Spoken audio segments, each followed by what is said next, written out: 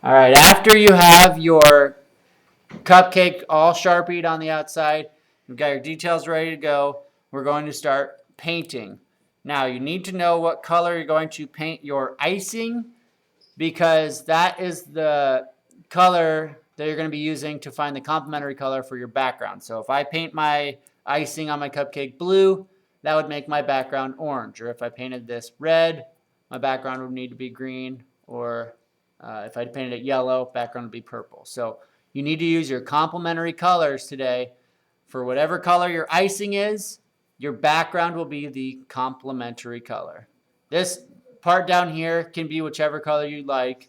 That's up to you. But your icing and your background need to be complementary colors.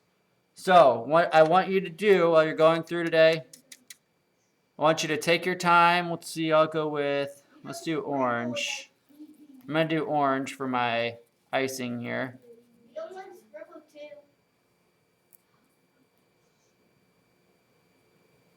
So again, I'm just going through, kind of taking my time, filling in this little space here for my icing. Now, if you paint over your Sharpie, that's going to be fine. We'll get a chance when we're all done to go back over a couple of those lines to kind of make them a little bit darker again. So maybe if you had some extra details or sprinkles or something like that that you put on there with Sharpie, then we can go back over those a little bit later. Now, I've got a pretty light orange going right now, going across the top of my cupcake. What I can do now is I can either add a little bit more of a darker orange. So again, if I'm not using water, this is going back into that whole idea of form, of having form. If I don't add any water to that orange, I go back in, I'm going to get a darker orange.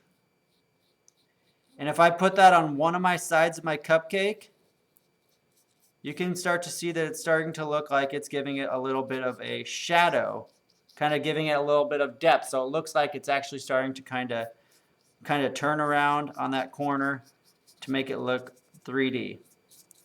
So that's something that you can think about, adding a little bit of that extra paint to give it just a little bit more of that form.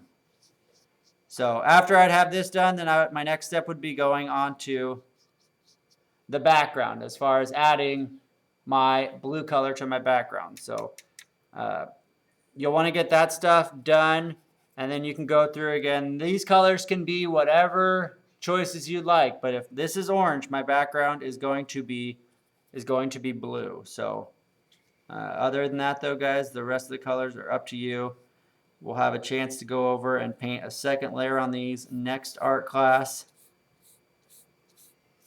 If you wanted to add any extra like designs or anything on the background, that's fine, as long as, again, blue or whatever the complementary color is the main color of your background.